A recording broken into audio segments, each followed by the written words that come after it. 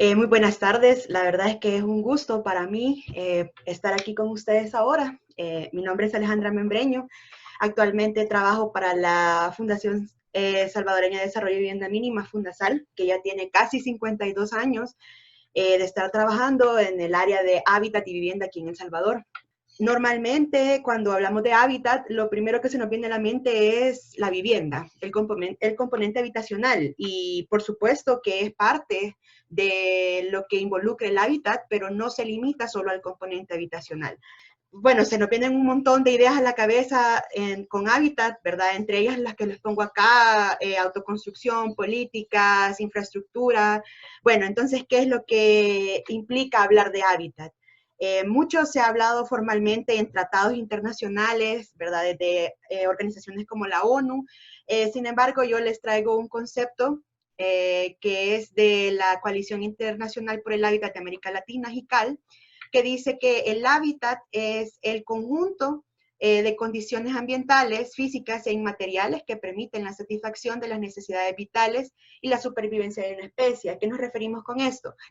Que no es solamente el componente, el entorno construido lo que condiciona el hábitat, sino también todas aquellas áreas paralelas inmateriales que hacen posible que se cumplan estas condiciones. Con eso nos referimos a factores sociales, factores económicos, factores políticos, factores culturales, históricos, que también definen nuestra manera de habitar, nuestra manera de relacionarnos y cómo final de cuentas nosotros habitamos los espacios.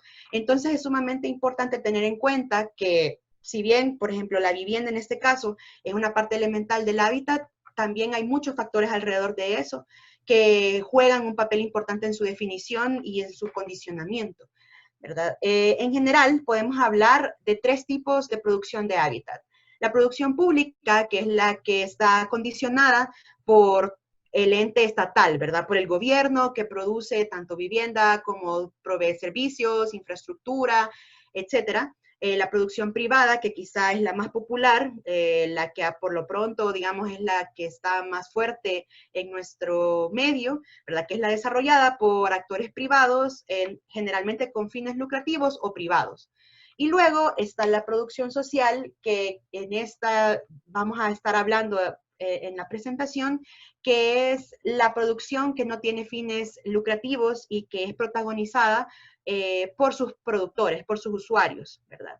Y que normalmente no obedece al mercado, sino más bien obedece a necesidades, a satisfacer necesidades, ¿verdad? Entonces, en este tema nos vamos a centrar para hacer la vinculación entre vivienda, entre autoconstrucción y producción de hábitat, en este caso en específico la producción social, que tiene que ver mucho con también las funciones de mi institución, de Fundasal, y también vamos a hacer énfasis en cuál es nuestro rol como técnicos, como diseñadores o como constructores en este proceso.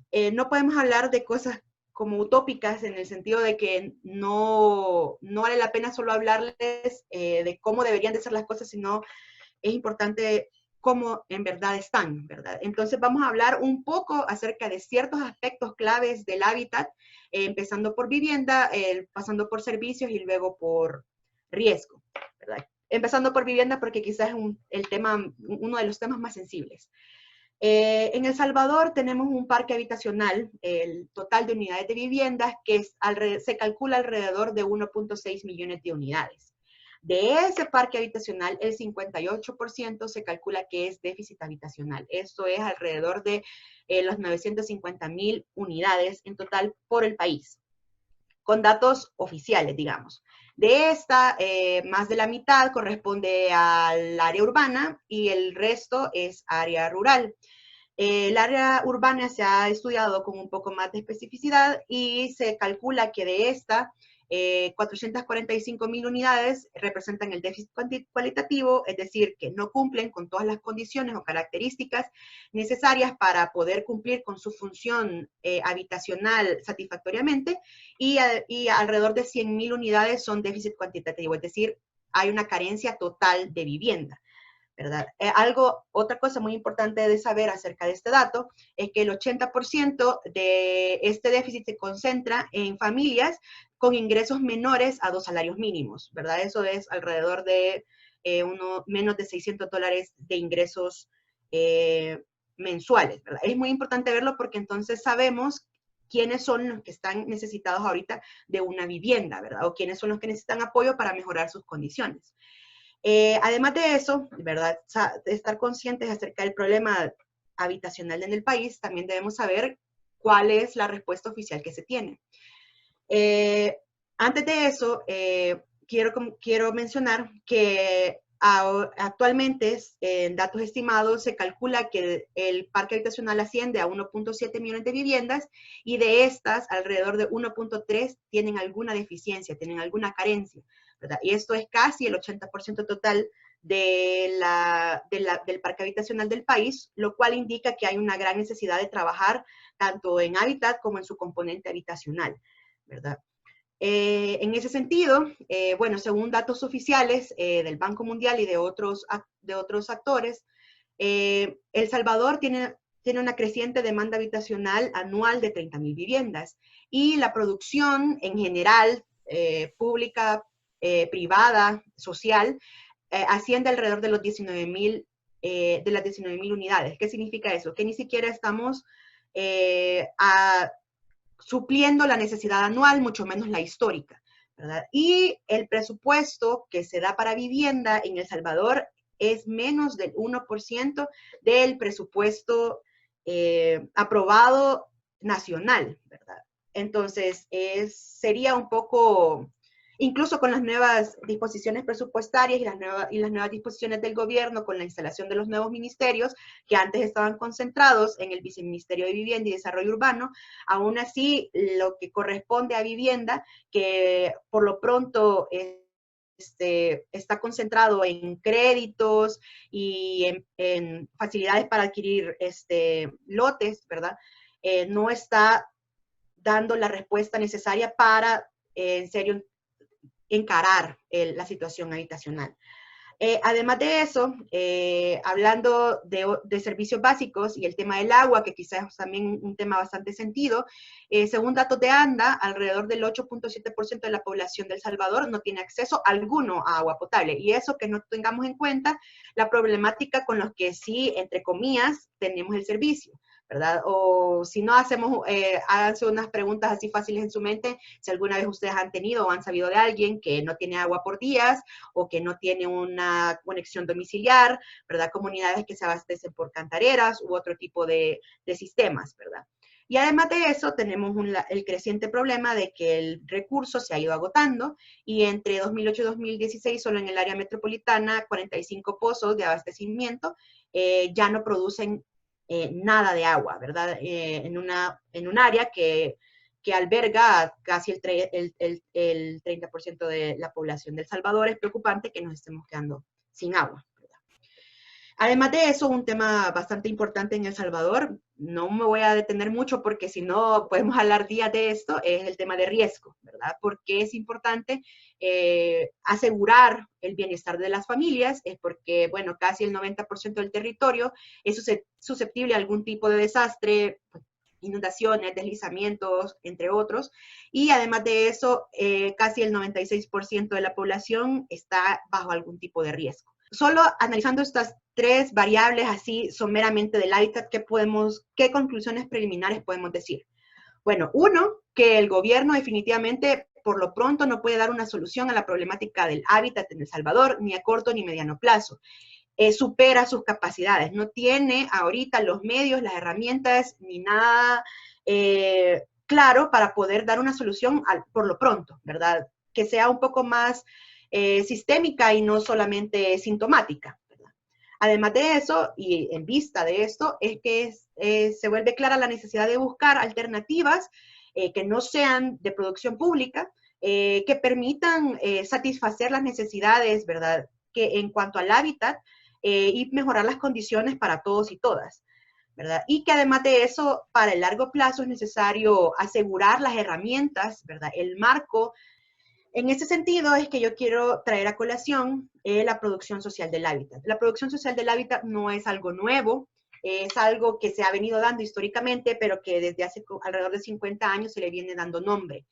La producción social del hábitat es la producción, como les decía antes, que está directamente relacionada con la fuerza transformadora de la población como productora de su propio hábitat, en respuesta a sus necesidades que no han sido solventadas de parte del gobierno, mucho menos de empresa privada, ¿verdad? Y es básicamente este movimiento que los pobladores mismos han tomado en sus manos para poder solventar sus necesidades, ¿verdad?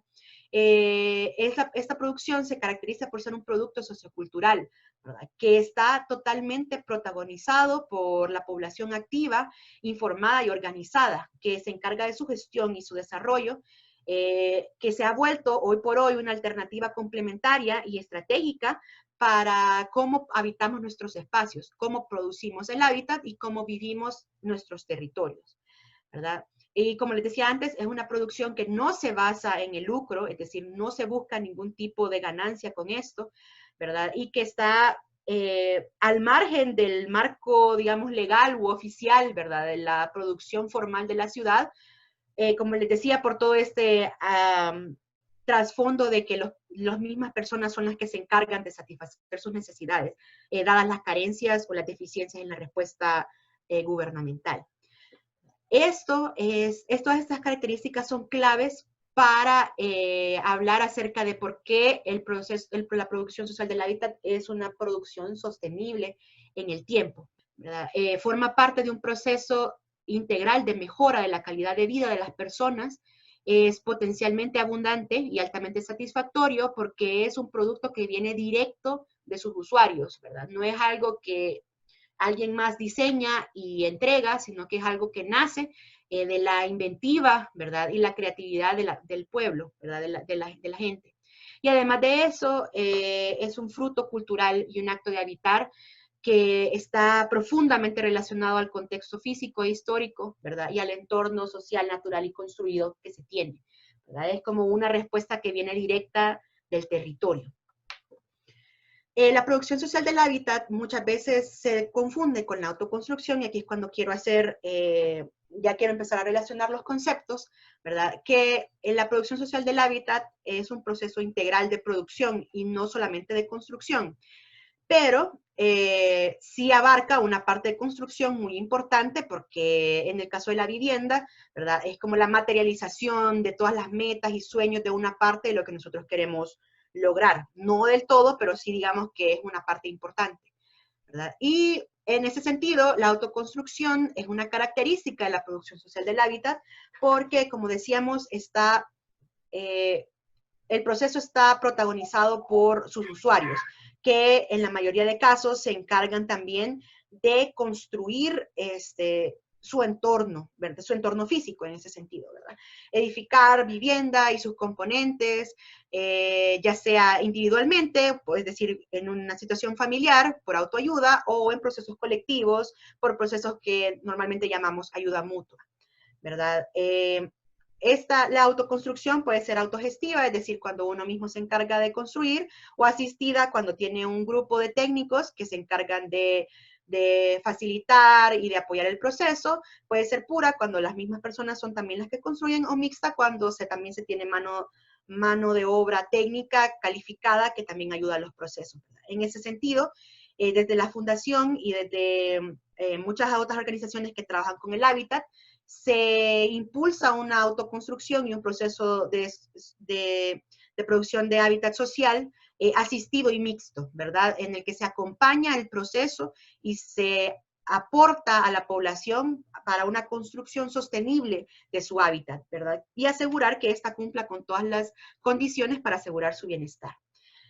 En ese sentido, como les decía, ¿verdad? Nosotros desde la fundación y como les digo, desde otras instituciones y en general desde el punto de vista del trabajo con hábitat, nosotros queremos fomentar, y digo nosotros también como profesional, ¿verdad? Como profesional de la construcción, un proceso integral, una autoconstrucción que sea parte de un proceso de producción social del hábitat, es decir, que tiene otros componentes que la acompañan y que la hacen sostenible en el tiempo, es decir, que no solamente es satisfacer la necesidad, por ejemplo, de vivienda, sino también crear un hábitat que verdaderamente cumpla con las condiciones necesarias para que las personas tengan puedan tener una vida diaria, un crecimiento y un desarrollo integral.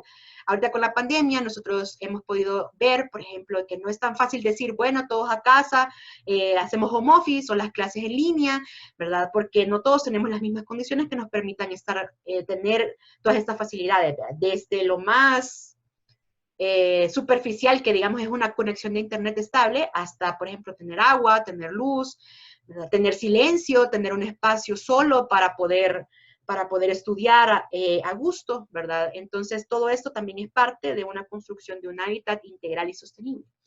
Y además de eso, también se trata de promover una autoconstrucción que sea parte de un proceso de fortalecimiento y empoderamiento de la población en la construcción y producción de su hábitat, ¿verdad? No solamente, como les digo, con el fin de construir, sino también de fortalecer sus capacidades y su tejido como comunidad, ¿verdad? Su dinámica, sus conexiones. En ese sentido, la Fundación en específico, tiene ciertas estrategias para fortalecer los procesos de autoconstrucción que tienen que ver directamente con la función del técnico en estos procesos, ¿verdad? Porque contrario a lo que se podría pensar, los técnicos tenemos un papel clave siempre en estos procesos. Yo sé que a veces podría parecer que la autoconstrucción nos está dejando de lado, pero no es cierto. Los diseñadores y los constructores tienen un papel incluso un poco más retador en estos procesos, porque hay que saber cómo guiar a población que es quizás totalmente para ellos es totalmente desconocido todo este ambiente técnico, todas las características de materiales, tecnologías de construcción, técnicas de construcción, ¿verdad? Entonces es un reto, en realidad, guiar a esta población y también no dejarlos a ellos, más bien ser protagonistas de este proceso. Y otra cosa que se vuelve un reto, y que voy a hablar de esto después, es el trabajo e interdisciplinario con otras disciplinas más allá de las relacionadas con construcción, ¿verdad? No solamente hablar con el ingeniero eléctrico, con el civil, sino que, bueno, de repente ya se meten a la discusión sociólogos, trabajadores sociales, psicólogos, biólogos, ¿verdad? Entonces es un reto, ¿verdad? Tener una metodología de trabajo que es muy distinta a la que nosotros podemos acercarnos desde puramente el sector construcción, ¿verdad? Entonces, una de las primeras estrategias para que desde la fundación se promueven para tener procesos de autoconstrucción sostenibles, ¿verdad? Es el fortalecimiento al tejido social y a la organización comunitaria. Y como ven, esto no es necesariamente constructivo, sino que también tiene que ver mucho con la parte social, y es porque no se puede construir ni producir hábitat sin que la fuerza poblacional esté bien constituida y bien organizada, ¿verdad? Porque, o sea, por muy cliché que suene, en la unión está el poder, y es verdad. Entonces, todos los procesos sostenibles que se puedan iniciar vienen de una organización comunitaria, social, que está sumamente organizada y es sumamente fuerte. Porque el proceso de producción, como les digo, que puede resultar incluso contrario a la mecánica natural, digamos, naturalizada, puede ser contracorriente y puede ser complicado. Entonces, se necesita que se tenga una fuerza social bastante fuerte. Además de eso, también se necesita fortalecer las capacidades nuevas e instaladas dentro de la comunidad, ¿verdad? Para que ellos vayan adquiriendo nuevas herramientas para encarar los retos que nunca se acaban. Directamente con el tema constructivo, también desde la Fundación siempre se capacita y se difunde diferentes tecnologías y técnicas constructivas, alternativas y que no necesariamente son las más usadas en el mercado, por lo menos urbanamente. Aquí en la foto podemos ver a cooperativistas aprendiendo cómo hacer una cocina ecológica, ¿verdad? En un taller que se hizo con ellas, ¿verdad?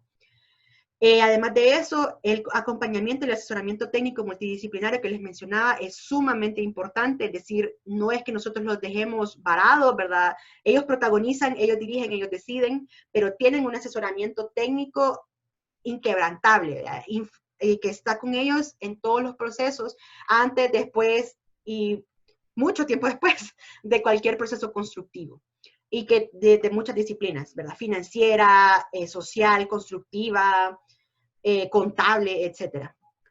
Además de eso, como les decía, promovemos procesos de construcción que son asistidos y mixtos, ¿verdad? Con la población están los maestros de obra, los albañiles, que también ayudan a la construcción, y por supuesto están los técnicos, como los ingenieros, arquitectos y demás, que facilitan los procesos.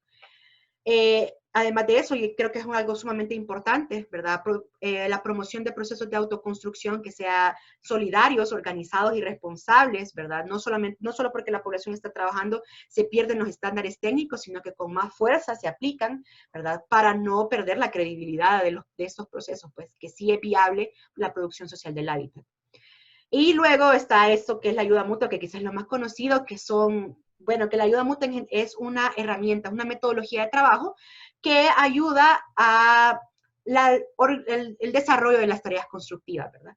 La dirección es de parte de los constructores, de los usuarios directamente, asistida y complementada con el equipo técnico, ¿verdad? Y que hace que todo lo construido esté bajo un régimen de trabajo comunitario, ¿verdad? La experiencia ha resultado bastante fructífera en el sentido de que no solamente se construye, sino se construye vivienda o se construye algo físico, sino que también la ayuda mutua ayuda a construir comunidad, ¿verdad? Porque no hay nada que nos una más que estar 8 horas bajo el sol trabajando, jalando tierra, jalando piedra, ¿verdad? Teniendo que discutir cosas reales, ¿verdad? Acerca de gastos y demás. Entonces la ayuda mutua va más allá del proceso constructivo y además de eso tiene ciertos beneficios, como que es contabilizada dentro del presupuesto de una obra y ayuda a disminuir gastos directos que le tocaría suplir a los usuarios, ¿verdad? Y ahora, rápidamente quiero mostrarles 2 ejemplos de casos que tenemos ahorita vigentes en la Fundación de producción social de hábitat desde 2 áreas diferentes. La primera es desde el fortalecimiento comunitario, que es este proyecto que nosotros tenemos en San Pablo Tacachico, en La Libertad. Aquí en estas fotos ustedes pueden ver los resultados de un taller participativo de diseño que también dentro de la producción social de hábitat y desde la autoconstrucción se promueve el diseño participativo como parte del empoderamiento de la población en sus construcciones, en sus iniciativas, ¿verdad? O sea, ellos, para que ustedes vean que verdaderamente ellos ellos están en todas las partes y en verdad es un reto para los profesionales dirigir estas actividades y apoyar estas actividades sin querer ser los protagonistas, porque muy fácil es que me den un proyecto y yo diseñarlo desde mis criterios, ¿verdad? Y sondeo lo que veo a bien del usuario. Y muy diferente es que alguien que no sea técnico, que no tenga experiencia en diseño, pueda plasmar sus ideas para que éstas sean convertidas en un diseño, ¿verdad? Entonces la población participa desde estas etapas en los diseños, ¿verdad? Y así se va construyendo poco a poco el proyecto habitacional en este caso, ¿verdad? Los talleres son múltiples, ¿verdad? Se trabaja con la población, toda la población involucrada. Y bueno, luego todo el proceso de autoconstrucción va desde en ocasiones, y en este es el caso, que el sistema es de adobe sismo resistente, la construcción de los materiales, en este caso los bloques de adobe, el armado y la construcción de todas las viviendas, la organización presupuestaria, de materiales, de bodega, etcétera, ¿verdad? Hasta la construcción de detalles, ¿verdad? Todo esto en un proceso también de aprender haciendo, con capacitaciones, guiado por profesionales, por todos los técnicos encargados, ¿verdad? Para que esa capacidad instalada quede dentro de la comunidad. Y los productos no solo son vivienda, aquí podemos ver letrinas, aboneras, ocupando el sistema de bajareque, ¿verdad? Esto es por cuestiones de los elementos naturales de la comunidad, que también en un proceso sostenible de hábitat se tiene que tomar en cuenta los recursos que tenemos para poder disminuir nuestra huella de carbono lo más posible, ¿verdad? Y los productos finales que, como pueden ver, son productos de calidad que cumplen las necesidades, ¿verdad? Y que además de eso están fuertemente relacionados con el sentimiento y con los sueños y metas de la comunidad, Aquí otros ejemplos de los resultados de una producción totalmente social del hábitat. Luego, este otro ejemplo que les vengo a mostrar es acerca de cooperativismo de vivienda por ayuda mutua, en un proyecto en La Palma, que se llama Cuna de la Paz, con dos cooperativas, son dos cooperativas que radican allá. Bueno, el proceso, como les digo, todo guiado siempre acompañado por los técnicos, desde las capacitaciones en tecnologías constructivas, en cuanto a la lectura del terreno, en cuanto a la producción, es también un caso de adobe sismo resistente, producción de adobes, trabajo con tierra,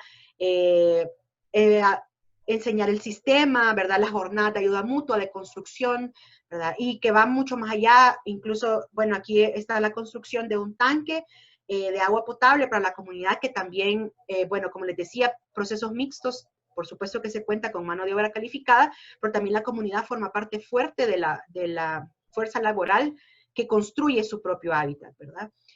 Aquí es una vista de todo el terreno, cuando se estaba trabajando terracería, la sala comunal, que también se trabajó, que fue un taller experimental, una parte que le llaman de preproyecto en las cooperativas, que sirve también como para afianzar capacidades, pero también para construir comunidad, ¿verdad? Aquí vemos las caras felices de cooperativistas ya con su agua potable lista, ¿verdad?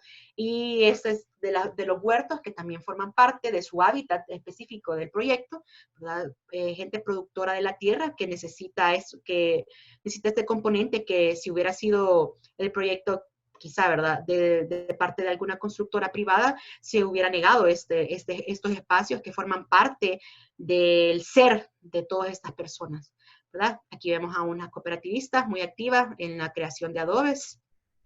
Y bueno, todo el proceso, ¿verdad? Desde la cimentación, el armado de paredes, el cooperativismo específicamente, los técnicos y todos los profesionales se encuentran organizados en un grupo que se le llama comúnmente equipo de asistencia técnica, el EAT. Este equipo de asistencia técnica está completamente comprometido con la cooperativa para acompañar todos sus procesos, que como les digo, no está limitado al proceso constructivo, pero que por supuesto que la construcción juega un papel muy importante y uno de los más críticos, ¿verdad? Porque como les mencionaba, ya es la culminación en específico de pues, un proceso de trabajo que a veces se alarga por años, ¿verdad? Entonces, a sabiendas de que no todos somos poseedores, bueno, nadie más bien es poseedor de la verdad absoluta ni del conocimiento absoluto, es necesario combinar todos los conocimientos técnicos posibles, más el conocimiento territorial de la población que conoce sus necesidades, que conoce su territorio y que además sabe cómo quiere vivir y cómo quiere habitar su espacio, ¿verdad? Entonces, esto es parte de la sostenibilidad, eso, el poder habitar como uno quiere y no como alguien más le ha dicho, ¿verdad? Es parte primordial de cómo nos movemos nosotros en el futuro, ¿verdad? Ese arraigo que nosotros creamos con el territorio. Entonces, como les he mencionado, el papel del técnico es un papel de apoyo, pero que es igualmente importante para la sostenibilidad en cuanto a que las obras específicamente los procesos tengan una visión a largo plazo y no solamente para solventar problemas específicos, ¿verdad? Como les mencionaba, estas son imágenes del proceso de construcción, de autoconstrucción de estas cooperativas en su proyecto habitacional. Aquí vemos a dos cooperativistas en lo mejor del trabajo en obra, ¿verdad? Jalando piedras, jalando material. Es importante decirles que de todos los miembros de la cooperativa, la mayoría, y con la mayoría les digo el 98% son mujeres que trabajan, que además de eso tienen su trabajo productivo normal y organizan su tiempo también para hacer su tiempo de ayuda mutua, que normalmente es un acuerdo que se hace entre toda la cooperativa. Entonces, es algo admirable, la verdad, las personas que se involucran en estos procesos, porque son personas que también llevan su trabajo, su familia, y que además de eso dedican tiempo para la construcción de su hábitat. Entonces, no es un proceso para nada fácil, ¿verdad? Es algo que involucra muchos retos, como yo les decía, pero es altamente satisfactorio, ¿verdad? Y es algo que para el largo plazo, difícilmente alguien abandona la vivienda que ha construido con sus propias manos, ¿verdad? Y difícilmente abandona el territorio en el que ha trabajado. Aquí otro ejemplo de cómo es con mucho cuidado, ¿verdad? Haciendo las paredes de adobe, ¿verdad? Aquí otras partes del proceso, tanto mano de obra calificada como cooperativistas trabajando en el mismo espacio. Y como les digo, bueno, estas son las primeras 3 viviendas que se realizaron a finales del año pasado. Este proyecto, como les digo, está vigente. Y como ven, productos totalmente de calidad, bajo todos los estándares técnicos, ¿verdad? Que pueden asegurar el bienestar de la familia. Y además de eso, es un paso sumamente importante para reivindicar y cumplir el derecho que tanto tiempo se les ha negado de un hábitat y de una vivienda adecuada. El proceso social, de producción social del hábitat es algo innegable, es algo que ha pasado durante años y que, por ejemplo, en el sur hay datos que dicen que hasta el 75% del hábitat actual es producido socialmente. En El Salvador, si nosotros nos podemos a pensar que el déficit nos indica qué tipo de hábitat es el que es producido por los pobladores y que por eso podría tener deficiencias. Estamos hablando que el 58% de las viviendas son producción social del hábitat, ¿verdad? Entonces, ya que es una realidad innegable y que no es para nada negativa, sino que hay un gran potencial en ella, es necesario que se fortalezcan estos procesos de producción,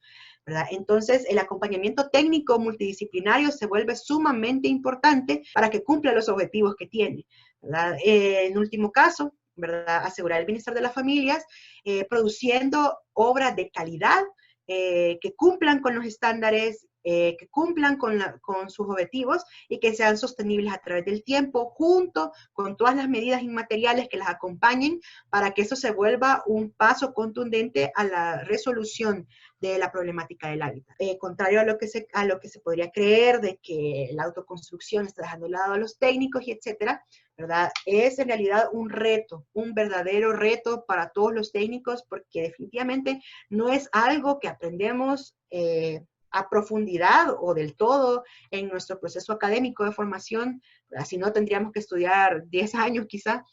Entonces, la verdad es que el trabajo con otros profesionales y el trabajo con la población es otro mundo, ¿verdad? Involucra mucho desarrollo de otras capacidades, ¿verdad? De capacitación, de incluso de aprendizaje de uno mismo, y además de eso es un proceso profundamente rico en enseñanzas, ¿verdad? Y en realidad. A veces desde nuestros escritorios, desde nuestras casas, de nuestro trabajo, la realidad de muchos de nuestros hermanos de aquí del país puede pasar desapercibida, ¿verdad? Entonces, los procesos de producción social son una gran escuela de realidad y una gran escuela de muchas otras disciplinas, de muchas otras áreas. Quise tocar los temas como principales para poder relacionar la autoconstrucción con el hábitat, ¿verdad? En el link que les dejo en la presentación, ahí pueden descargar material acerca de producción social del hábitat, acerca de vivienda en el país, que si les da curiosidad pueden leer acerca de un poco más. También está mucha de la información que yo ocupé para la presentación está ahí, por si también la quieren consultar.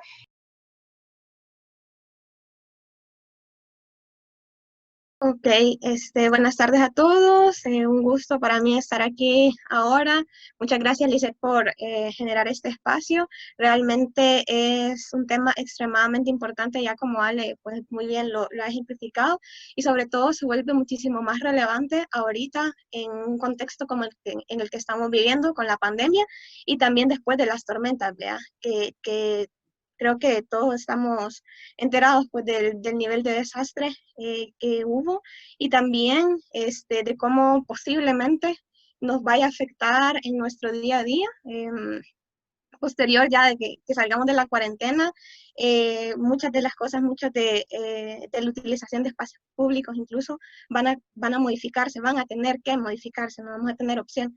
Entonces, y sobre todo cuando hablamos de población en extrema vulnerabilidad, es todavía muchísimo más relevante.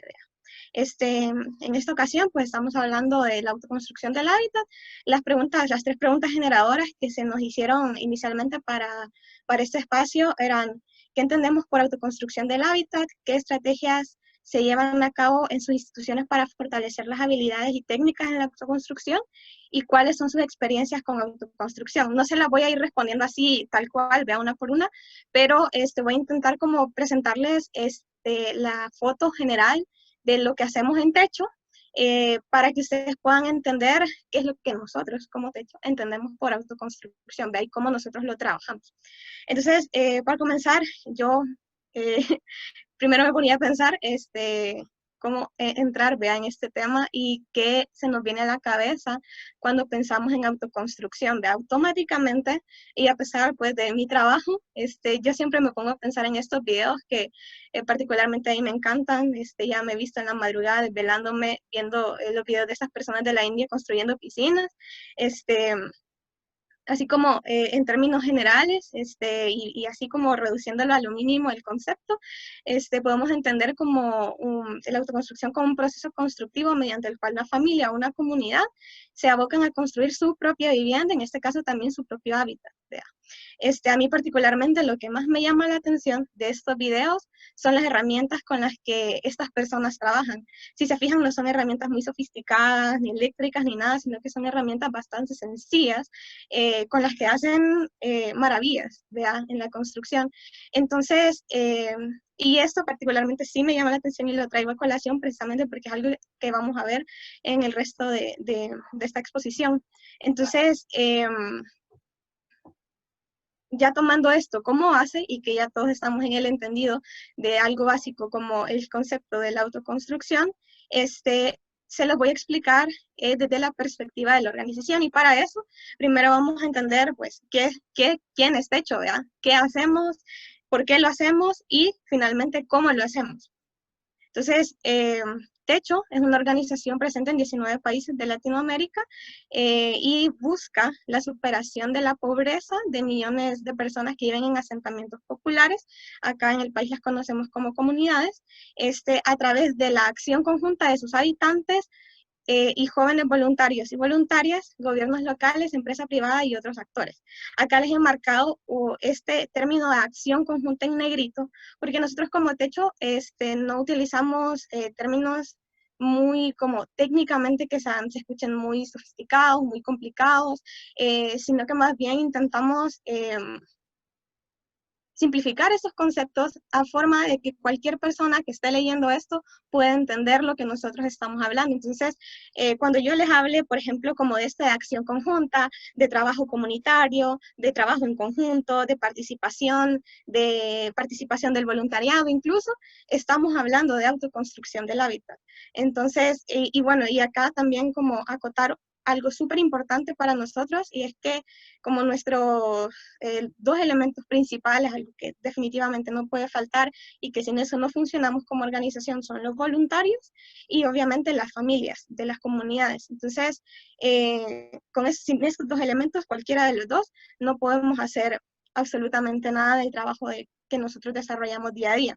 Y le voy a pedir a todos que también a medida vaya avanzando la presentación, se vayan fijando, porque en las fotografías las he seleccionado todas específicamente por algo, entonces que le vayamos prestando atención a lo que las imágenes nos intentan decir.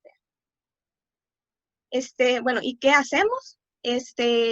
Sí, nosotros desarrollamos y ejecutamos proyectos en comunidades de vivienda y hábitat. No me voy a detener a explicar la parte del hábitat y la vivienda, porque eso ya es súper bien explicado, lo dijo Ale. Y pero vaya, nosotros sí ejecutamos este tipo de proyectos, pero no podemos dejar de lado el fortalecimiento de las capacidades comunitarias. Como ya les dije, sin la comunidad nosotros no tenemos un accionar, ¿verdad? Entonces, se busca fortalecer capacidades comunitarias para poder ejecutar los proyectos en comunidad. Y no, no confundamos como que nosotros vamos a ayudar a las familias o que nosotros incluso vamos a hacer las cosas, porque precisamente nos hemos dado cuenta y en nuestra experiencia en trabajo en territorio, y es que las familias tienen muchísimo conocimiento técnico que tal vez es empírico, sí, y que necesita una guía, y es ahí donde entramos nosotros, pero eso es lo que nosotros buscamos, fortalecer esas capacidades que muchas veces ya tienen las familias y que orientarlas para una construcción del hábitat que sea mucho más integral y beneficiosa para ellos, ¿verdad? Entonces, dentro de techo hay un área específicamente que se llama el área de vivienda y hábitat, que es donde estoy yo. Entonces, ¿qué hacemos nosotros desde el área de vivienda y hábitat? Y es trabajar siempre junto a comunidades de asentamientos en situación de pobreza para generar condiciones habitacionales y del hábitat que promuevan el desarrollo integral de sus miembros. Aquí de nuevo entra este término junto a, o sea, nosotros no vamos y hacemos el trabajo de la comunidad, digamos, no vamos a ayudar. Ayudar y apoyo son dos cosas muy distintas. Entonces, desde el área, incluso para nosotros es súper importante que cualquier proyecto que se vaya a desarrollar sea consultado con la comunidad. Dentro de la organización, el área de vivienda y hábitat es la única área técnica en temas de construcción que existe. Entonces, es súper importante poder articular con el resto de áreas con las cuales trabajamos para poder desarrollar proyectos que sean realmente integrales. Entonces hay obviamente una parte social, hay un área de comunicaciones, hay un área de gestión de fondos, que hay un área de voluntariado, o sea, y todas tenemos que trabajar al mismo paso para llegar al mismo objetivo. Entonces, no significa que solo porque en mi caso, pues, que yo trabajo en el área de la construcción, es solo y únicamente mi responsabilidad que los proyectos se ejecuten y sean sostenibles, ¿verdad? Con el tiempo, sino que definitivamente que la articulación desde el interno de la organización ya es importante para podernos articular finalmente con la comunidad. Entonces, nosotros formulamos, diseñamos, gestionamos y finalmente ejecutamos los proyectos de infraestructura en la comunidad desde el área de vivienda y hábitat. Acá, les comparto una frase que antes de leérselas les voy a explicar un poco. Como ya mencionó Ale, pues hay una división entre lo que es vivienda y lo que es hábitat. Vamos a hablar primero un poco sobre el hábitat, pero me voy a detener muchísimo más en vivienda, porque es mucho más sencillo explicarles como el proceso que seguimos internamente en la organización, todo el proceso como de gestión comunitaria y de autoconstrucción desde el área de vivienda, que es mucho más sencillo, está muchísimo más estructurado, digámoslo así, porque los proyectos de hábitat varían, por cada proyecto varía su accionar, entonces se los voy a explicar desde la parte de vivienda. ¿Por qué les presentaba la primera imagen? No sé si se recuerdan las primeras imágenes de las personas construyendo. Y bueno, nosotros normalmente en las comunidades, en autoconstrucción, lo que vemos es básicamente lo que está en la imagen superior izquierda.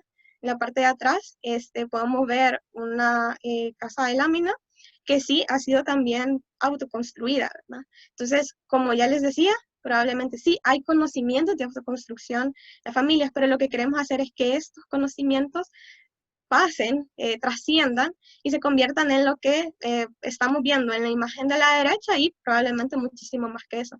Las imágenes, esta es la misma familia, el antes y el después.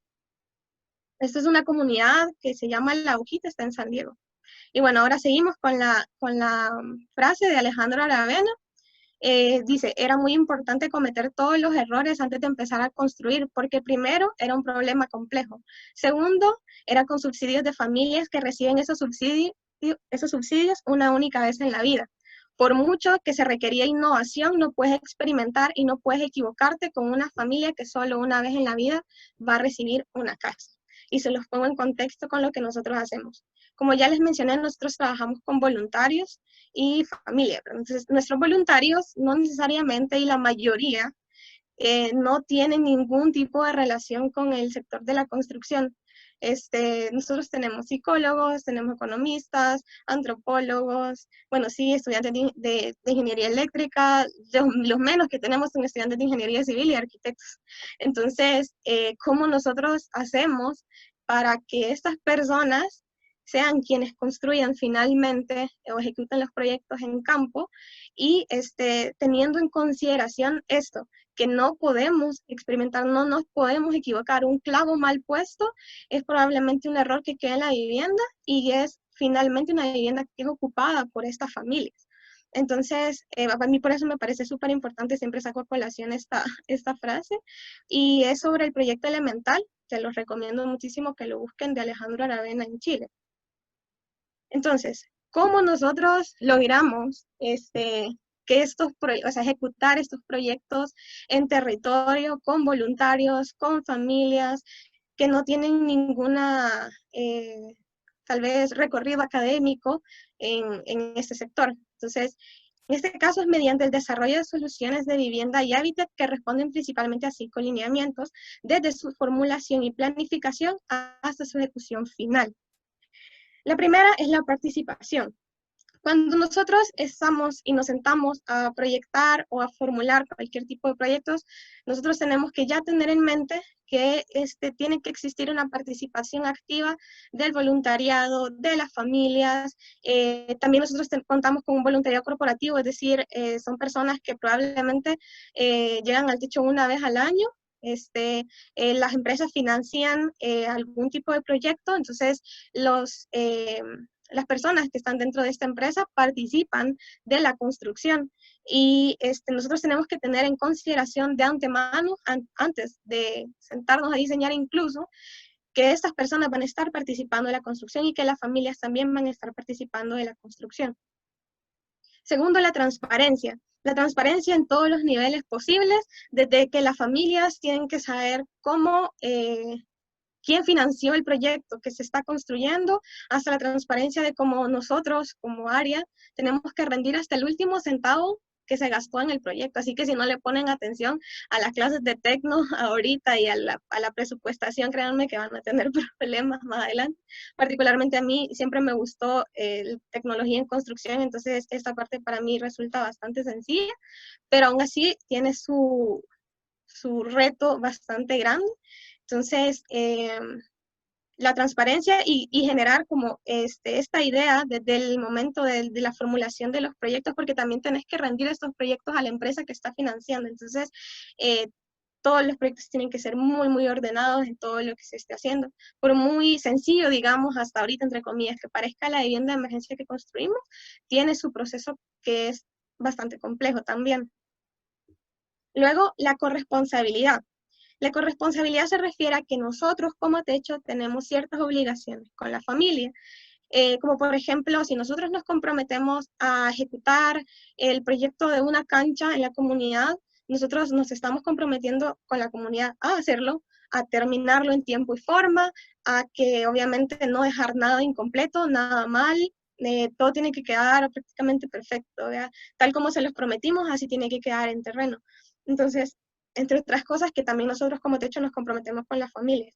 Pero también existe el compromiso de las familias con la organización y con la empresa financista. Entonces, en la corresponsabilidad, pues, dependiendo del tipo de proyecto, puede existir como diferentes como tipos de acciones que la comunidad pueda ir tomando para poder cumplir con esta corresponsabilidad. Uno de estos es que su participación sí o sí tiene que ser activa, independientemente cuál sea el proyecto que se esté ejecutando. Y la participación activa de la comunidad no solo va desde el momento en el que, digamos, llevamos los materiales y empezamos a construir, sino que la corresponsabilidad de las familias comienza muchísimo antes de eso, y ya lo vamos a ver más adelante. Luego está la masividad. Como ya les decía, nosotros trabajamos con voluntarios y pero también con familias. En el caso de esta imagen es bien curiosa porque, bueno, es la construcción de una sede comunitaria. Primero, bueno, la sede se construyó en 2015 y se readecuó a una ludoteca el año pasado. Entonces, la participación es súper masiva, digamos, en este caso, como era un espacio comunitario, se abocó toda la comunidad a trabajar, incluyendo a los niños. Y cuando le digo que nosotros tenemos que ser muy ordenados desde el momento de la formulación y la planificación de los proyectos, incluso tuvimos que pensar en que teníamos que comprar pinceles y brochas pequeñas porque sabíamos que los niños iban a participar de esta actividad. Entonces, todas esas brochas y pinceles y cumbitos pequeñitos o vasitos que compramos, todo eso tiene que estar presupuestado. Entonces, nosotros como profesionales, tenemos que estar muy atentos, digamos, a esos detalles y a no, porque ya en terreno se nota si uno no planificó, digamos, bien las cosas. Entonces sí tenemos que estar muy atentos a todo eso. Entonces la masividad es algo súper importante que hay que tomar en cuenta a la hora también de diseñar los proyectos. Y luego la sostenibilidad de los mismos. Los cuatro otros componentes que les he mencionado antes abonan muchísimo a que los proyectos sean sostenibles, pero también en su diseño, o sea, al momento de que uno se sienta y diseña los proyectos, tiene que ir pensando en el tipo de materiales que utilizar, en la técnica constructiva que utilizar, todas las características de los diseños responden a una necesidad o a una solicitud específica de la comunidad. Por ejemplo, nosotros en las viviendas de emergencia no utilizamos ventanas de vidrio, ni de celosía, ni de ningún tipo. ¿Por qué? Porque la comunidad ha manifestado que por temas de seguridad, por temas de seguridad, por temas de privacidad, entre otras cosas, prefieren no utilizar el vidrio en su vivienda. Entonces, ¿qué pasa si nosotros, creyendo que, bueno, desde nuestras mejores intenciones, lo mejor es hacer esto y ponerle vidrio a las ventanas? Probablemente lo que estemos haciendo es generando un problema más a la familia y no realmente solucionándolo. Y aquí es donde entra el reto súper grandote que nosotros tenemos como profesionales cuando hablamos de proyectos de interés social como este tipo. Y es que, bueno, creo que todos, bueno, en los talleres que han pasado y así, les dan un listado de necesidades, les asignan un terreno, que el terreno ya de por sí tiene sus dificultades, que les condicionan algunas cosas, lo mismo las listas de necesidades que les dan. Entonces ahora piensen que yo les estoy diciendo que para ese diseño tienen que diseñar una vivienda que sea económica, que se construya en 2 días, que sea tan sencilla que la puedan construir personas que no están capacitadas en temas de construcción, que sea desmontable, que, bueno, tiene que ser desmontable porque probablemente las familias no tienen legalizados sus terrenos, entonces tiene que ser desmontable.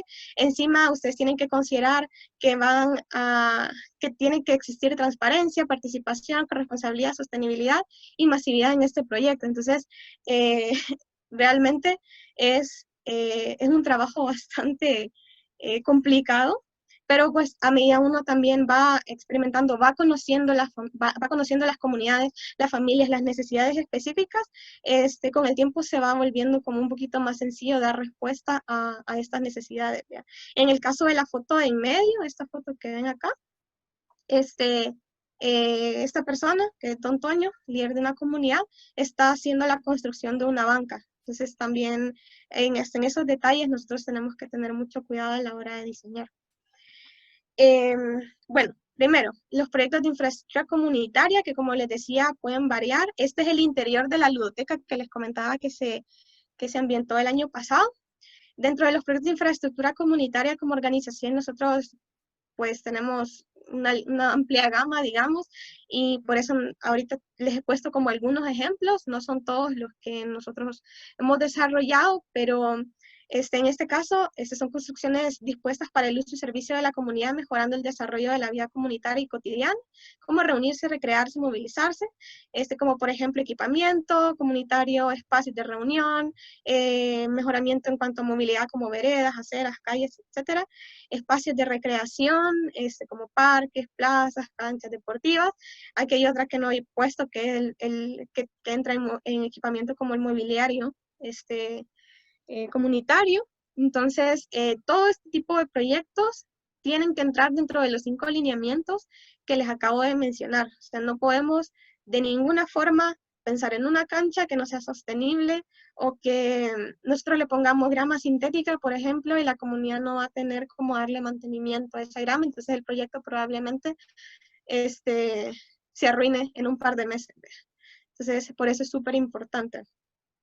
En cuanto a las tipologías de vivienda, aquí ya entramos a la vivienda, y es que nosotros manejamos principalmente 3 aquí en El Salvador: la vivienda de emergencia, la semipermanente y la permanente. Las 3 tienen participación comunitaria, tanto comunitaria como de voluntariado. Y en este caso, en algunas, probablemente en la permanente, se necesite más mano de obra, digamos, calificada que en las otras 2. Esto porque, bueno, ya la estructura es muchísimo más resistente. También el piso está construido con una losa de concreto y también en algunos casos lleva ya servicios instalados, iluminación o para la parte hidráulica, ¿verdad? Que ya requeriría más mano especializada. Pero ahorita nos vamos a centrar en la vivienda de emergencia, para poder explicar como la línea de tiempo, digamos, que nosotros utilizamos para la generación de los proyectos. Acá, de nuevo, ¿por qué una vivienda de emergencia? Son de bajo costo, se construyen en un corto tiempo, es un bien mueble, es decir, que se puede desmontar en el caso de que las familias sean desalojadas de ese terreno, porque ya comenté que no, muchas de las veces las familias con las que nosotros trabajamos no poseen esos títulos de propiedad, y ya ha pasado que han desalojado familias, no es algo con lo que nos enfrentemos, digamos, todo el tiempo, pero sí pasa. También es una respuesta humanitaria a una situación de emergencia y nosotros consideramos la falta de acceso a una vivienda digna como una situación de emergencia. Y la mayoría de las familias con las que Techo trabaja se encuentran bajo la línea de pobreza multidimensional, según la última encuesta representa el 28.8% de hogares a nivel nacional. No voy a detenerme mucho a explicarles qué es la pobreza multidimensional, pero solo para que más o menos lo entiendan, y es que no estamos hablando solo en temas de ingresos, sino que la pobreza multidimensional también se puede manifestar en falta de acceso a infraestructura, falta de acceso a agua potable, a saneamiento, a incluso educación de calidad, servicios de salud, etc. Entonces, a eso se refiere con pobreza multidimensional. Y dentro de esto también está la falta de legalidad en los terrenos de la familia, ¿verdad? Entonces, el proceso para poder ejecutar un proyecto, aquí incluso créanme que faltan muchísimos puntitos así de actividades que se realizan, pero en esencia es esto. Si se fijan, las dos actividades que yo marqué en negrito durante la construcción y postconstrucción son las que tienen que ver con la autoconstrucción, que es el tema que estamos tratando actualmente. Y son dos pequeñas actividades que se encuentran enmarcadas en un trabajo súper grande que tiene que ver con el trabajo comunitario. Entonces, ningún proyecto puede ser autosostenible en las comunidades si no realizamos ese trabajo comunitario. Si la comunidad no está organizada, por ejemplo, muy difícilmente se va a poder ejecutar exitosamente un proyecto y posteriormente, muchísimo menos, que el proyecto sea sostenible. Entonces, se realizan encuestas comunitarias, encuestas por familias, se hace una priorización de familias, una selección de familias beneficiarias en la etapa, eso como son todos los procesos comunitarios previos, luego preconstrucción como lo más inmediato antes de construir, se hacen evaluaciones de terrenos y logística previa, todas estas actividades las realizan el voluntario, no necesariamente, como ya les comentaba, son personas preparadas académicamente en esta área. Entonces, mi trabajo es básicamente poder capacitar a todos estos voluntarios. Y bueno, también dentro de mi área hay voluntarios que ya están capacitados, que, bueno, uno desde que empieza su voluntariado, empieza ese proceso de capacitación, en el que vos aprendes desde a utilizar un martillo, un serrucho, y tenés que aprender a hacerlo porque si en un futuro también lideras alguna de estas actividades, también tenés que poder enseñar a hacer todas estas cosas. De lo mismo, desde agarrar un martillo, aprender a martillar, aprender a taladrar, hasta levantar por completo una vivienda, ¿vea? Entonces, y bueno, siguiendo, el acompañamiento comunitario es súper importante en todas las etapas. Hay capacitaciones para voluntarios y capacitaciones para la comunidad también previo. Durante la construcción me quiero centrar en las actividades de formación. Las actividades de formación básicamente son estas actividades que generan integración entre la comunidad y el voluntario. Esto obviamente porque creemos que todo todo este accionar tiene una consecuencia final y va a tener un impacto no solo en la vida, digamos, de las familias y del voluntario, sino que posiblemente, por ejemplo, en mi caso, ahora, gracias a esa experiencia de voluntariado que yo tuve, puedo generar como más impacto desde mi profesión, trabajando de la mano con las comunidades. Entonces, nosotros queremos que ese mismo pase con el resto de voluntarios que también trabajan en la organización, desde las distintas profesiones también. Entonces, para nosotros es muy importante como generar también esos vínculos y finalmente la construcción de vivienda en esta etapa, ¿vea? Y postconstrucción, esperamos que, bueno, obviamente se hacen todas las revisiones, verificar que las viviendas hayan quedado en un buen estado, bien construidas, terminadas y todo, y que con todo lo aprendido, tanto en temas de liderazgo, de empoderamiento, como en temas técnicos de construcción, las familias puedan posteriormente incluso ampliar su vivienda o construir una vivienda nueva que cumpla con los requerimientos técnicos básicos mínimos, que sean seguros para ellos y que utilicen tecnología adecuada para esta construcción. Y bueno, en las conclusiones, ya para ir terminando, porque aquí también ya va cerrando como un poco el espacio de Zoom de nuevo. Otra vez, las fotografías, la de arriba es el antes y es exactamente la misma vivienda, de la misma familia que hablábamos anteriormente. Entonces, como conclusiones les puedo decir, retomando las primeras imágenes que veíamos de las piscinas, y es que muchas cosas pueden hacer la diferencia entre poder tener o pasar de la foto A a la foto B. Y es que nosotros tenemos, sí o sí, que fortalecer las capacidades técnicas comunitarias para el desarrollo de los proyectos de infraestructura. Y esto incluye el uso adecuado de las herramientas, el uso y propiedades de los materiales, saber qué tipo de material puedo utilizar, para qué tanto me puedo yo poner creativo con este material, por ejemplo. Las capacitaciones técnicas constructivas son súper importantes, y la explicación impuesta en práctica de los procesos constructivos, que básicamente es aprender haciendo, y la explicación del por qué y del cómo. Muchas veces somos como bien, con los procesos, bueno, a mí me explicaron que, bueno, tengo que sacar el nivel de manguera, porque sí, para ver dónde está el nivel del terreno más alto, pero al no saber el por qué, o sea, por cómo funciona, digamos, ese nivel de manguera, tal vez no voy a lograr solventar un problema nuevo que se me cruce en la construcción.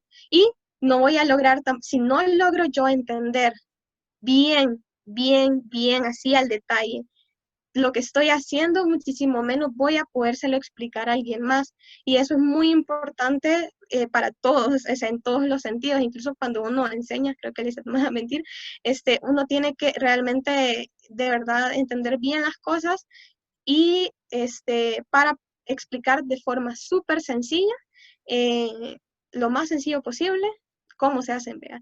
Y como les decía, nosotros buscamos no utilizar lenguaje complejo, lenguaje técnico. Entonces, al momento, si yo no entiendo el lenguaje técnico y de dónde sale todo eso, muchísimo menos voy a poder venir y explicárselo a alguien en un lenguaje sencillo. Entonces, para eso es importante aprender el por qué y el cómo se hace todo.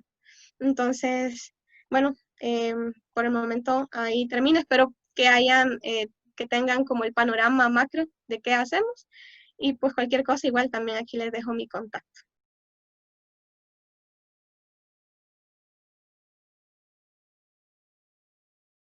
Les invitamos a todos a formular preguntas o a escribirlas aquí en el chat. Considero que son profesionales integrales, mujeres dignas de admirar, ¿verdad? Porque trabajan en una temática tan importante y tan real para el país. No es fácil, ya lo pudimos observar. Y luego capitalizar toda la experiencia para poder transmitirla a otros que se están formando, pues también es, para nosotros nos llena de mucho orgullo, ¿verdad? ¿Cómo ha sido, qué conclusión sacan ambas de cómo la universidad les ha dejado o no ciertas habilidades técnicas o profesionales para desempeñarse en su trabajo? De mi parte, ciertamente, igual creo que Ale lo mencionó, como dentro de la carrera, esta es un área que muy poco, por lo menos cuando yo cursé la carrera, que muy poco se tocaba, ¿verdad? Creo que la materia de vivienda era lo más cercano que pudimos ver a lo que estamos haciendo ahorita, y definitivamente es un cambio de chip bastante grande, ¿verdad?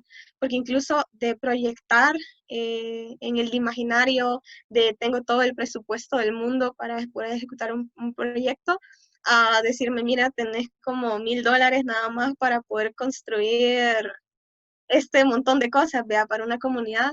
Entonces, representa un gran reto. Sin embargo, yo creo que las herramientas básicas, que eran las que yo mencionaba, o sea, realmente la presupuestación es extremadamente importante por el conocimiento que nosotros podemos tener sobre materiales, sobre procesos constructivos, es extremadamente importante porque así nosotros podemos generar opciones de construcción. Si no tenemos muy claro que la gama de materiales a las que yo tengo a disposición, si no tengo claro los procesos constructivos que incluso puedo seguir, y no necesariamente los que ya están establecidos, sino que ir como inventando, ingeniándome y todo eso, difícilmente voy a poder generar una propuesta de valor que encima solucione una problemática tan compleja como lo es la vivienda y el hábitat en las comunidades. Que yo siento que es como primordial, siento yo, el requisito para cualquier graduado de la UCA es la conciencia social, porque, es decir, uno puede optar por desarrollarse en cualquier ámbito que quiera, eso es totalmente respetable. Sin embargo, uno no lo puede hacer por ignorancia, por desconocimiento de lo que está pasando, ¿verdad? Creo que es sumamente importante y que la universidad creo que lo hace bastante bien, transmitir ese análisis y esa conciencia de la realidad, ¿verdad?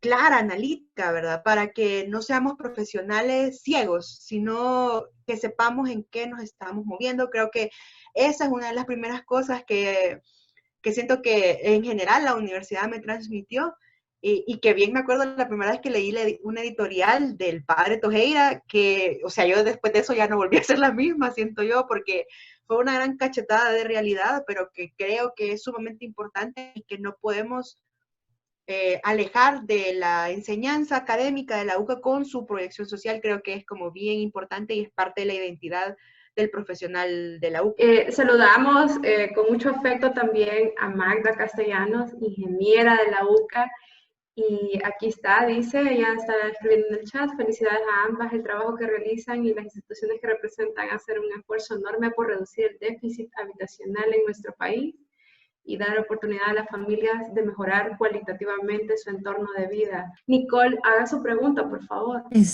Hola, yo tenía una pregunta. Creo que, bueno, Marielo mencionó algo de eso, pero yo quería saber si luego de haber acompañado a las comunidades en la construcción, ya sea de su hábitat o de su vivienda, si se les da un seguimiento, pero después de todo esto, como para ver si están funcionando bien y si sí se les da, digamos, cada cuánto se les hace ese seguimiento. Solo eso, gracias. Ok, bueno, de nuestra parte, sí. Nosotros tenemos un trabajo permanente, o se busca más bien que el trabajo sea permanente en las comunidades. El primer proyecto, bueno, o usualmente lo que se hace primero en una comunidad de nuestra parte es la construcción de vivienda, pero el trabajo es constante. Entonces se forma una mesa de trabajo que es con la junta directiva o con la DESCO de la comunidad, y mediante esta DESCO, esta junta que se conforma o que ya está conformada, es que se le da seguimiento a absolutamente todos los proyectos. Entonces, y eso incluye todos los proyectos de infraestructura que se desarrollen, no necesariamente solo viviendas, sino también los proyectos de hábitat.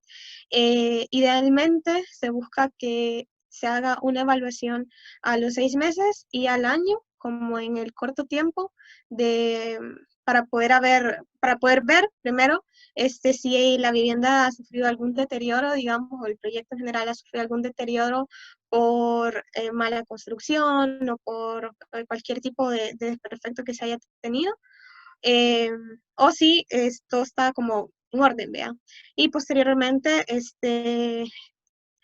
ahí el análisis, digamos, como ya de 5 o más años después, ese ya va más como, no tanto como desde nuestra área, digamos, sino que ya va más, un poquito más estructurado a nivel regional, pero, y eso ya sí busca obviamente ver cuál es el estado, digamos, no solo de la vivienda, sino que realmente ya es un análisis muchísimo más profundo en el que se tocan temas como de qué tanto ha mejorado la calidad de vida de las familias. Entonces sí, ya va muchísimo más allá del tema constructivo, siempre se toca, pero no es el, digamos, el más importante, porque incluso hay temas como de que si la familia no se mejoró su trabajo, incluso su rendimiento académico, si en temas de salud, entonces ya son análisis muchísimo más profundos que se realizan, pero se tiene que hacer, porque solo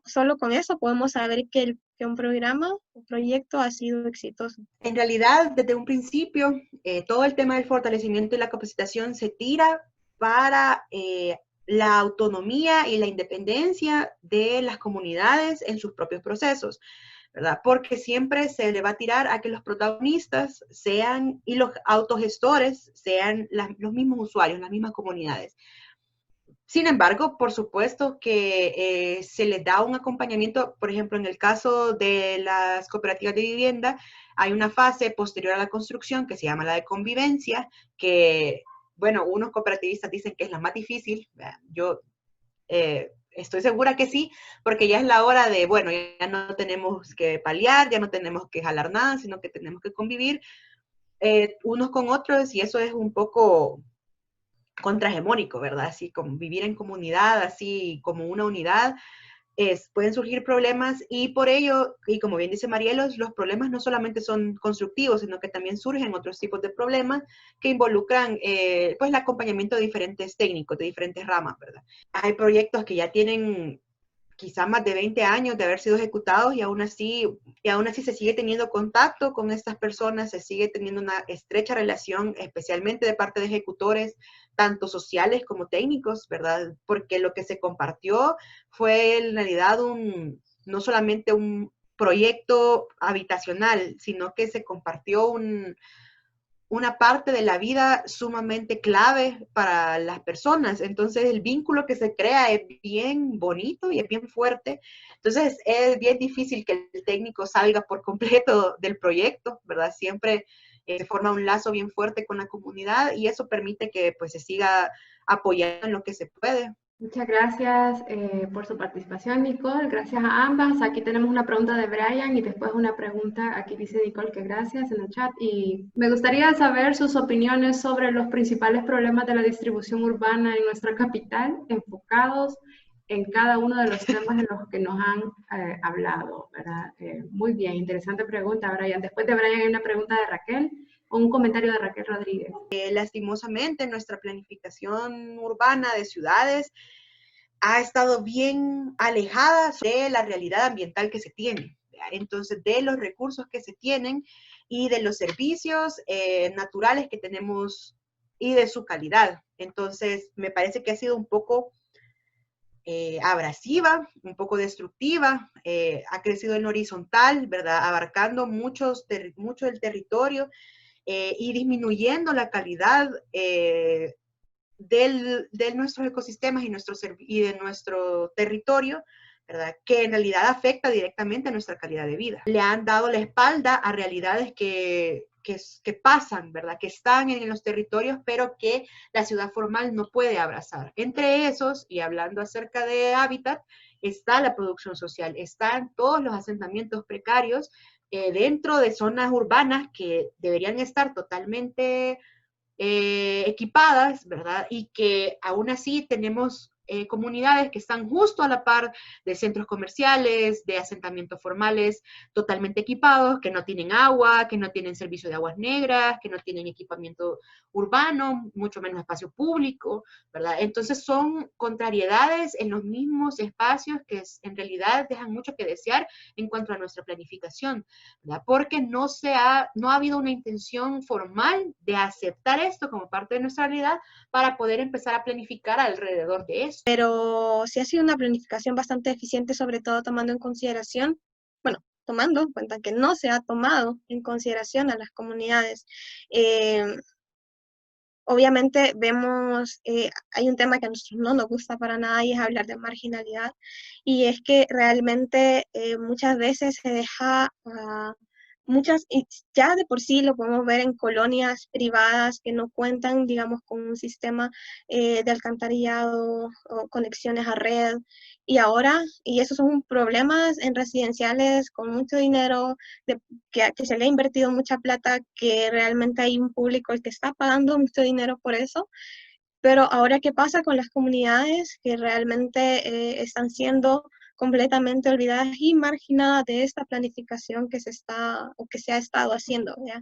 Entonces, podemos ver el caso así súper claro de las comunidades que se encuentran enfrente de los centros comerciales como el Hipermall, Multiplaza y la Gran Vía. O sea, tenemos ahí a la comunidad del Tanque, tenemos la comunidad de la Cuchilla, incluso allá por la Matías tenemos a la comunidad del Espino, que son comunidades que de verdad incluso han sido severamente afectadas con la tormenta Amanda que acabamos de pasar, y que no siguen siendo objeto de estudio de trabajo dentro de una planificación urbana, y estamos viendo que están en medio de todo. O sea, ni siquiera estamos hablando de comunidades rurales que no conocemos, que son comunidades que de verdad están enfrente de la calle por la que nosotros transitamos todos los días. Y estos problemas no son de ahorita, no son de que, bueno, este año llovió y por eso pasó, ¿vea? Sino que son problemas repetitivos que podemos ir viendo a los que no se les ha dado una solución durante muchísimo tiempo, y que obviamente ahora pues vemos consecuencias gravísimas de no prestarle atención en protección. Entonces, estamos dejando muchísimas cosas de lado, y creo que críticamente nosotros, bueno, como futuros profesionales o profesionales ya ejerciendo, necesitamos conocer la realidad, y creo que eso, o sea, ese punto es crucial para poder darle solución, que era lo que yo les decía.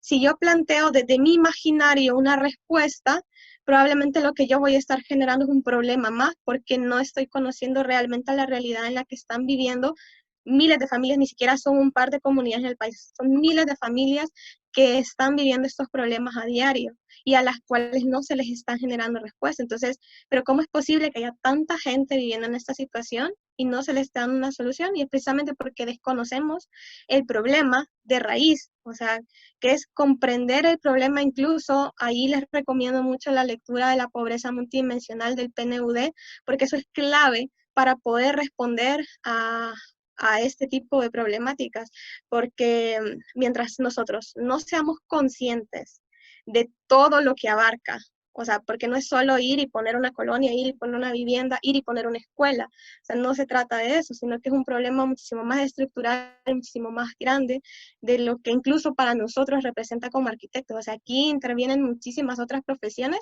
que también se tienen que tomar en consideración a la hora de planificar. Poderosa reflexión la que acabamos de escuchar de parte de ambas. Que él active su micrófono y compártanos su idea, por favor. Gracias. Primero, gracias por las presentaciones que acaban de dar, la verdad bastante interesantes. En lo personal es un tema que desde primer año de la U me ha importado bastante, digamos, el hábitat, y me pareció bastante curioso, digamos, cuando Alejandra mencionó que cuando leyó la editorial de Tojeira, ¿verdad? Porque en mi caso, digamos que lo que me, por así decirlo, impactó, no sé, fue una presentación que dio Claudia Blanco en el CONIA. Entonces, en el CONIA del 2015. Entonces, yo recuerdo que yo salí de esa presentación a contarle a mi mamá así como, hay tantas cosas que uno no conoce, ¿verdad? Y que vive en una burbuja y que las ignora completamente porque no ha pasado por esas necesidades muchas veces. De igual forma, o sea, con lo que hablaban del cooperativismo de vivienda, ¿verdad? Y hablaban como de lo que se aprende desde la universidad, en el sentido de que quizás ya ahorita que ya son unos años después que ustedes estuvieron en la universidad, en una de las materias últimas de la carrera, metodología y técnicas de investigación, uno escogía una temática en la cual quería investigar. En el caso de mi grupo, nosotros decidimos investigar sobre cooperativismo de vivienda. En el caso hicimos la investigación sobre el cooperativismo de vivienda en el barrio San Esteban, ¿verdad? El centro histórico de San Salvador. Y la verdad es que no se puede decir que éramos completamente ignorantes al tema. Sin embargo, tratar con las personas, literalmente ir a sus reuniones y todo es algo que que te cambia la perspectiva de cierta forma. Pues no es lo mismo saber como de libros o de la teoría que es algo, a ver cómo la experiencia de cómo estas personas realmente lograron llegar a tener estas viviendas que tienen, cómo las manejan y todo el proceso que les llevó a cabo con la ayuda profesional y con el mismo esfuerzo de esta familia, ¿verdad? Nos explicaban todo, de que no es simplemente decir, como decían, estar ciegos, digamos, a lo que en realidad está sucediendo a nuestro alrededor, pues simplemente hacer caso omiso a todo lo que sucede y simplemente decir, alguien lo va a arreglar o simplemente ignorarlo, ¿verdad? Entonces, nada más, gracias por sus presentaciones, me gustaron bastante en lo personal y admirable el trabajo que ustedes realizan. Espero en un futuro yo hacer eso. Ahí te esperamos. Gracias, Raquel. No, qué bonito lo que decís.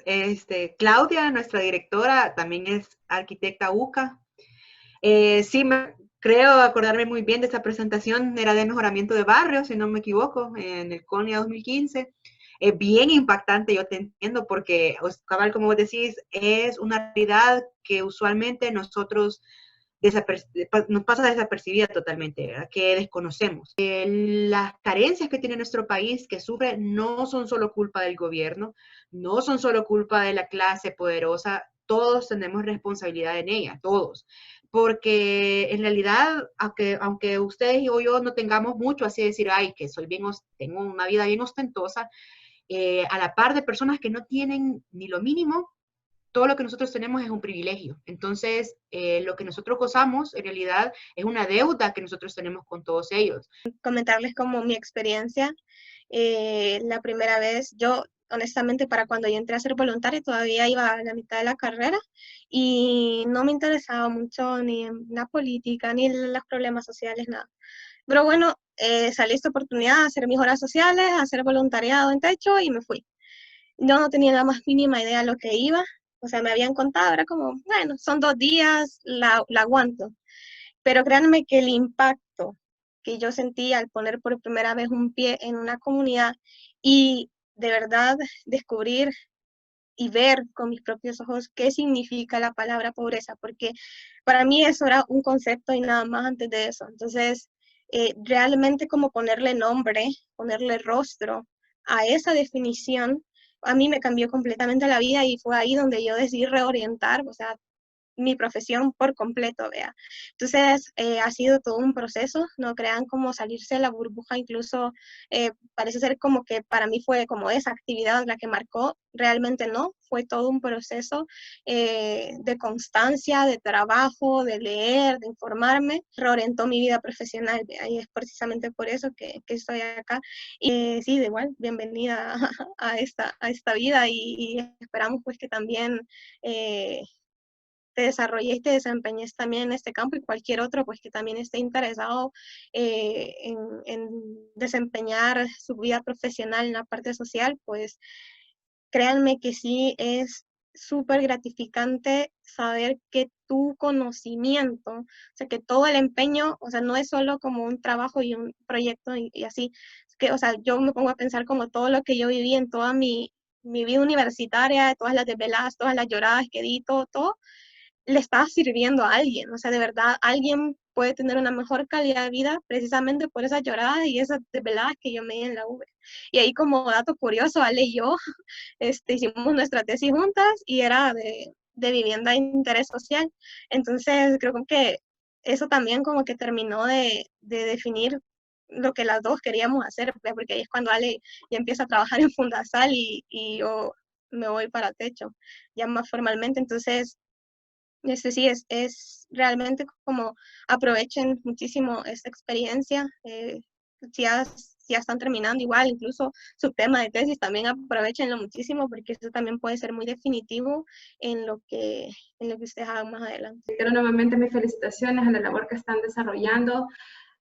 Hemos entendido que somos privilegiados, pero que con mayor razón tenemos responsabilidad más grande de aprovechar este tiempo, o sea, aún en confinamiento pues nuestra labor es estudiar, formarnos, capacitarnos, porque ya bien lo dijeron ambas, que todo este desvelo ayudará a otras personas, ¿verdad? Y con esta visión que va acorde a la visión de la UCA como universidad, todos estamos encarrilados en la misma dirección.